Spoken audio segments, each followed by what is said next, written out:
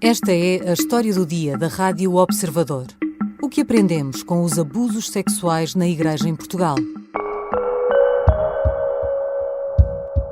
Desidero esprimere alle vittime la mia tristezza, il mio dolore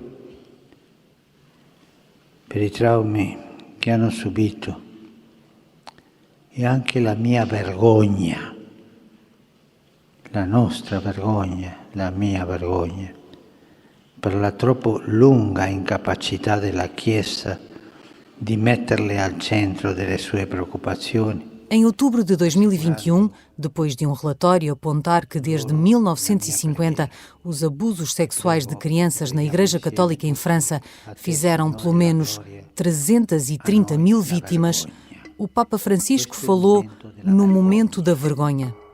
Noutros países, outros relatórios apontavam para uma realidade igualmente negra, como o português, de uma comissão independente que estimava que, aqui, as vítimas poderiam chegar às 5.000. Depois disso, pouco.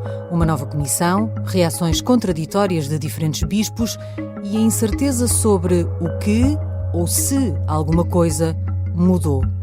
Hoje vou conversar com Sónia Simões, ex-jornalista do Observador, coautora da série de reportagens Em Silêncio, que expuseram alguns dos casos de abuso em Portugal, e agora autora do livro Em Nome do Pai, que é publicado na próxima semana. Eu sou a Sara Antunes de Oliveira e esta é a história do dia. Bem-vinda, Sónia. Obrigada, Sara. No centro do teu livro estão as vítimas. É, aliás, por uma delas que identificas como Mariana que começas, e muito por causa da vergonha e da culpa que muitas das vítimas sentem, apesar de serem isso mesmo, vítimas. Isso é o que mais explica que a esmagadora maioria esconda os abusos, muitas vezes a vida toda? Há aqui vários fatores a ter em conta nestas vítimas e dois deles são, de facto, a culpa e a vergonha.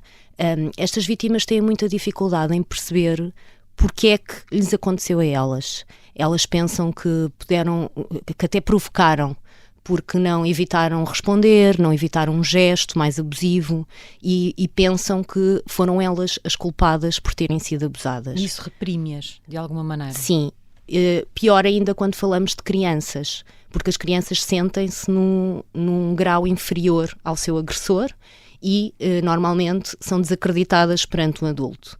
E aqui ainda temos outra agravante. O agressor é um padre, que é visto como uma figura imaculada, o representante de Deus, e muitas vezes ele contribui para essa culpa, porque diz que houve casos relatados em que os padres diziam às vítimas que elas não podiam dizer a ninguém, que se os pais soubessem iam castigá-las. Por outro lado, usaram também a figura de poder que têm sobre estas vítimas e a sua figura enquanto padres para dizerem que isto era uma ação divina, que elas tinham sido as escolhidas por Deus para fazer isto e que o que eles estavam a fazer era em nome do Pai. E daí eu ter escolhido este nome para o livro de que agora falamos. Nós já vamos falar sobre a postura da Igreja e o impacto que os relatórios de comissões independentes, nomeadamente em Portugal, tal como no resto do mundo, tiveram, mas ainda sobre este silêncio, dirias que esta dificuldade de apresentar queixa está a mudar um bocadinho, mesmo que pouco? Eu acredito que possa haver um efeito, consequência do último ano em que se debateu o tema. Aconteceu com o processo Casa Pia. Estatisticamente houve um aumento de queixas, o que não significa que proporcionalmente isso tenha acontecido depois nos resultados, nos processos judiciais. E temo que possa acontecer aqui. Ainda assim acredito que é mais fácil para estas vítimas denunciarem os casos anos depois, quando já são adultas e percebem que afinal não havia culpa no comportamento que elas tiveram e que as levaram a não denunciar. E é por isso que é importante pensarmos numa alteração da lei. Atualmente uma vítima pode fazer queixa do crime de que foi alvo até aos 23 anos. Fala-se numa alteração à lei para ser aos 30. Eu não sei se essa é a idade ideal, mas sei que a par desta alteração deviam-se fazer muitas outras nas instituições. O processo Casa Pia trouxe-nos, por exemplo, as declarações para memória futura no processo judicial. Eu acho que essas regras deviam também abranger outro tipo de instituições, as escolas, as comissões de proteção de menores, Porque o que acontece é que estas vítimas depois, quando finalmente conseguem falar, têm que falar várias vezes sobre o assunto, não conseguem nunca contar a história da mesma forma, até porque ao reviverem o trauma que passaram, lembram-se de outros pormenores, é uma gaveta que se abre e que vai trazendo cada vez mais memórias, e depois chegam ao tribunal e são desacreditadas porque as suas declarações não foram exatamente iguais, exatamente passadas a papel químico de uma para as outras vezes. E, portanto, há aqui muitas medidas que se devem fazer para apoiar e para encorajar as vítimas a falarem, dando-lhes condições para isso. E a romperem esse silêncio. Nós também já vamos olhar para a forma como a justiça consegue ou não consegue acompanhar tudo o que tem acontecido nos últimos anos, no caso dos abusos sexuais na Igreja, mas, para já, do outro lado, estão os abusadores. Ao longo destes anos, tu escreveste muito sobre os abusadores e o relatório da Comissão Independente também juntou alguns dados. Exatamente que perfil é que é possível traçar? Eu no livro procurei juntar os perfis de pelo menos 2 padres que estudámos nos últimos anos que foram condenados, que é um padre da Golgã e outro do Seminário do Fundão, mas juntei também o trabalho que outras comissões fizeram, outras comissões internacionais, nomeadamente a Comissão Francesa e a de Ferns na Irlanda. Porque estudaram, ao contrário do que a Comissão Portuguesa fez, focaram muito os relatórios também no agressor. Em Portugal focou-se muito mais na vítima. E é interessante perceber que há aqui um perfil diferente daquele que nós conhecemos do abusador sexual de menores comum, chamemos-lhe assim.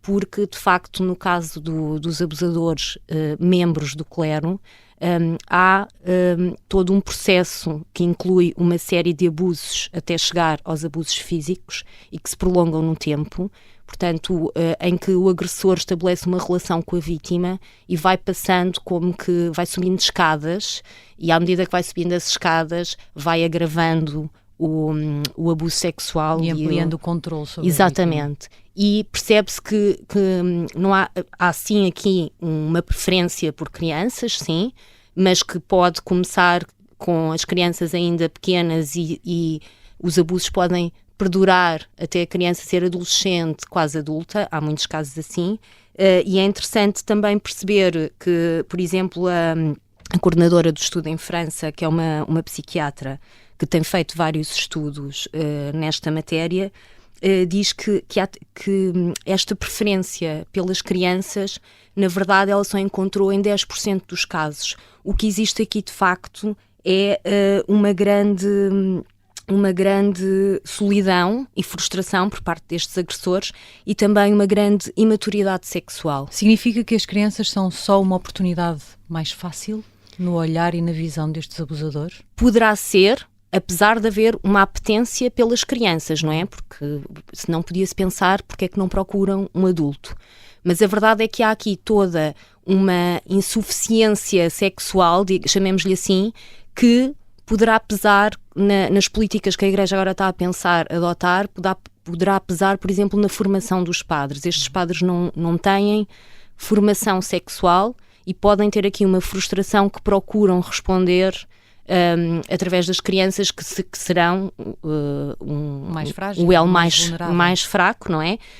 Porque, na verdade, esta investigadora só encontrou em 10% dos casos esta apetência por crianças e ela dá esta explicação. Mas é interessante perceber que, de facto, há a escolha de uma vítima que se torna um objeto destes agressores e que eles vão trabalhando esse objeto que vai sanando estas falhas que eles têm, não é? No livro, a dada altura, tu colocas uma pergunta: haverá cura? Encontraste uma resposta para isso?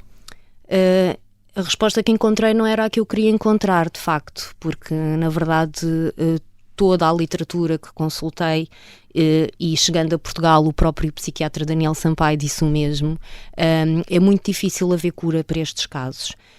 Pode haver uma reabilitação, mas que nada garante que um abusador que tenha cometido, nem que seja apenas um crime contra uma criança, não o volte a fazer. E por isso é que é importante nestas políticas que se pensam agora adotar, pensar, por exemplo, em acabar com os confessionários e em sítios que possam propiciar este contacto mais próximo com as crianças, porque não há garantias que alguém que já tenha feito isto não o volte a fazer. O que agrava também a necessidade de garantir que abusadores, mesmo de crimes já prescritos, sejam pelo menos controlados e monitorizados por causa do risco de reincidência. Nós já voltamos à conversa com a Sónia Simões, autora do livro Em Nome do Pai, sobre os abusos sexuais na Igreja em Portugal. Vamos tentar perceber, na segunda parte, o que mudou, se alguma coisa, na Igreja com este trauma dos últimos anos.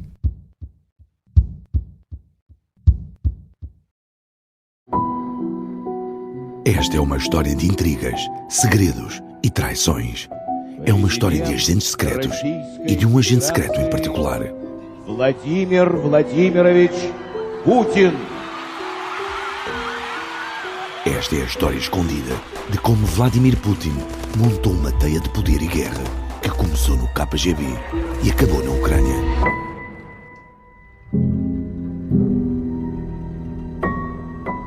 Um espião no Kremlin é uma série para ouvir em 6 episódios que faz parte dos Podcast Plus do Observador. Já pode ouvir todos os episódios no site do Observador, nas plataformas de podcast ou no YouTube. Os Podcast Plus do Observador têm o apoio da Onda Automóveis. Estamos de regresso à conversa com Sónia Simões. Sónia, a história dos abusos na Igreja é uma história sobretudo de silêncio e escuridão. Já falamos sobre isso da perspectiva das vítimas. Um silêncio e uma escuridão de séculos. Nos últimos anos foram surgindo algumas vozes, algumas luzinhas, mas em que momento é que para a Igreja como um todo se acendeu totalmente a luz? Sim, nas últimas décadas foram-se ligando alguns interruptores, mas ainda hoje a sala continua com pouca luz, sendo que a preferível seria a luz natural, e aí ainda temos um longo caminho a percorrer. Mas, se olharmos para a história dos abusos, encontramos logo em 2001, com o João Paulo II, algumas medidas a tentar responder aos escândalos da época. Com casos que surgiram na América Latina, sobretudo. Sim, e depois com o escândalo denunciado pelo Boston Globe, em que ele deixa claro que é a Congregação para a Doutrina da Fé que vai passar a avaliar estes casos. Portanto, ele tenta que estes casos não sejam resolvidos nas dioceses, sim, e que sejam resolvidos por uma entidade superior. Consequência, que nós percebemos mais de 20 anos depois, é que muitos não chegaram sequer ao Vaticano, não é? Depois, em 2009, Bento XVI também fez algum trabalho e também, na sequência do escândalo na Irlanda, reuniu com os bispos irlandeses e também tomou algumas medidas, mas foi em 2018, com o Papa Francisco, que uma sequência de eventos o levaram a chamar todos os bispos, os representantes da Igreja do mundo, para a tal cimeira de 2019, que viria a ser uma luz maior nisto tudo. Foi nessa altura, em 2019, que publicaste aqui no Observador, com o João Francisco Gomes, uma série de trabalhos que chamamos Em Silêncio. Nessa altura percebia-se que esse andar das coisas era um bocadinho mais lento em Portugal, essa consciencialização. Mas haverá também por cá um momento definidor, um momento em que se tornou impossível continuar a olhar para o lado e não abrir essa gaveta? Eu acho que esse nosso trabalho foi muito importante para não continuarmos a olhar para o lado e fazer alguma pressão sobre a Igreja em Portugal. Mesmo assim, revelou-se um bocadinho insuficiente. Nós percebemos que esse tempo, de facto, é prolongado na Igreja.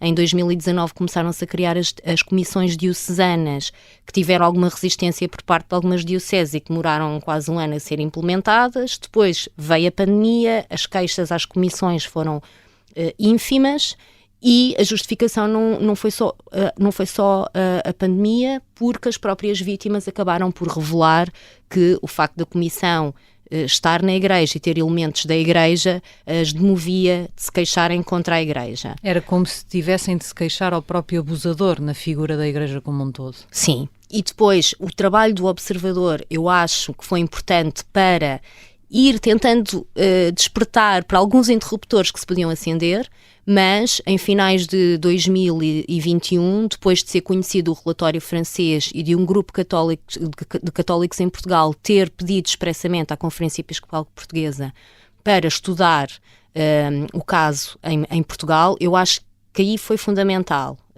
Dom José Ornelas ter aceitado este apelo, porque a verdade é que após a Cimeira, e mesmo antes de saber da Cimeira, a Conferência Episcopal, na altura dirigida por Manuel Clemente, achava que em Portugal não era necessário haver um estudo e que nem sequer havia casos suficientes sobre isso. E por isso teve que haver, de facto, aqui uma pressão exterior à Igreja. De fiéis, de católicos. Exatamente, de meios de comunicação social, de fiéis, para que o caso fosse estudado. E uma coisa muito clara é tolerância zero, zero. Un sacerdote no puede seguir siendo sacerdote si es abusador. No puede. No puede, claro, no puede. Porque es un enfermo o un criminal, no sé. Sí, pero claro. Generalmente es un enfermo, ¿no? No ano passado, em entrevista a Maria João Avilés, na CNN, Portugal, o Papa era muito perentório. Tolerância zero. Um sacerdote abusador não pode continuar a ser sacerdote. Depois da publicação do relatório da Comissão Independente, a Igreja Portuguesa reagiu de formas muito diferentes, às vezes até contraditórias, e nem sempre nesta linha da tolerância zero. A Igreja fez em Portugal o que se esperava que fizesse ou ficou aquém daquilo que, por exemplo, as vítimas esperavam? Ficou aquém e, infelizmente, continua aquém. Porque a verdade é que aquele relatório que nós conhecemos não foi uma novidade naquele dia para a Igreja. Portanto, a Comissão Independente fez todo um trabalho nos arquivos históricos do qual foi dado conhecimento às dioceses, porque para acederem aos arquivos tiveram que comunicar às respectivas dioceses o que é que estavam à procura, e o que estavam à procura era informação que tinha chegado à Comissão Independente. Portanto, não foi uma surpresa. Podemos dizer que a Igreja até pode comunicar mal ou podia ter preparado melhor aquela comunicação, mas a verdade é que no dia em que a Igreja fala no relatório publicamente e que recebe, e mais tarde quando recebe a lista dos tais nomes, foi tudo dias em que as vítimas esperavam outro tipo de resposta, outro tipo de atitude, que não houve. E mesmo estas listas que só começaram a ter algumas consequências um mês depois de terem chegado às dioceses. As listas dos padres suspeitos. Dos nomes dos padres suspeitos, exatamente. Houve suspensões, não sabemos como elas estão agora, mas sabemos que de outros casos em que a Igreja de facto tinha tratado, muitas delas os padres continuam no ativo, e sabe-se que eles tiveram uma vítima, que eles fizeram vítimas. Essas vítimas queixaram-se, os depoimentos delas são fidedignos e valeriam num tribunal, porque os tribunais hoje em dia valorizam muito mais o depoimento das testemunhas à falta de provas físicas, não é? Porque com o passar dos anos, além de que a Igreja não é uma polícia que precise, ou um tribunal que precise das provas que um tribunal comum precise. E a verdade é que as vítimas sentem que ficaram aquém. Que a Igreja ficou aquém do que podia fazer para as compensar num sofrimento que nunca será compensado. Aquém desta tolerância zero de que falava o Papa Francisco. As vítimas, pelo que percebeste, depositam agora muita esperança no encontro com o Papa que deve acontecer, já foi anunciado, na altura da Jornada Mundial da Juventude aqui em Lisboa. Porquê esta esperança? Achas que é um momento simbólico? Sim, eu acho que as vítimas procuram um conforto, primeiro procuraram conforto nas suas dioceses, não encontraram, depois procuraram na estrutura da Igreja em Portugal, também não encontraram, como falámos, e agora procuram o topo. Eu não sei se a seguir vão procurar outra coisa, porque na verdade também não há cura para isto, não é? E eu não sei o que é que elas vão procurar a seguir. Mas percebi de muitas delas que memoriais não chegam, indenizações para muitas também de nada servem, e portanto talvez este conforto do Papa valorize as queixas que elas têm feito. Reconheça que elas existem. E este reconhecimento é muito importante para elas. Elas querem sentir que que a sociedade, sobretudo, acredita naquilo que elas dizem que lhes custou tanto a dizer. E infelizmente o que se tem passado até agora é que há sempre uma dúvida a pairar sobre estes depoimentos, e acho que isso é uma tortura para estas vítimas. Essa dúvida mata. Há ainda um outro lado disto, já falamos um bocadinho na primeira parte, o lado da justiça. A justiça tem sabido acompanhar esta torrente de casos que surgiram na sequência da Comissão Independente e que estavam escondidos alguns há tanto tempo. É fundamental que saiba acompanhar, se não sabe. Sim, há aqui um aspecto que me causa alguma angústia. É que nós percebemos que quando há uma queixa anónima sobre um crime económico, sobre uma empresa, sobre um político, o Ministério Público encaminha imediatamente para a Polícia Judiciária e faz uma investigação. E o que nós percebemos nos processos com as vítimas da Igreja é que as queixas anónimas que chegaram da Comissão Independente ao Ministério Público, nem sequer, na maior parte delas, seguiu para a Polícia Judiciária porque não havia uma vítima. E, portanto, não se percebe porque é que nos crimes é preciso haver uma vítima para investigar e noutros, não. E é por isso que tu, também a propósito do lançamento do livro, queres juntar estes 3 elementos à conversa num debate no dia 20, em que queres juntar uma vítima, um elemento da Igreja e um elemento da Polícia Judiciária, precisamente porque tudo isto só pode avançar se estas 3 entidades, vamos dizer assim, estiverem absolutamente sintonizadas. Obrigada, Sónia. Obrigada. Sónia Simões foi jornalista do Observador e dedicou uma parte dos últimos 5 anos a investigar os abusos sexuais na Igreja Católica em Portugal. Na próxima semana lançou o livro Em Nome do Pai, sobre o mesmo tema. Esta foi a história do dia. Os sons que ouvimos do Papa Francisco foram retirados da Vatican News e da CNN Portugal. A sonoplastia é do Artur Costa, a música do genérico é do João Ribeiro. Eu sou a Sara Antunes de Oliveira. Até amanhã.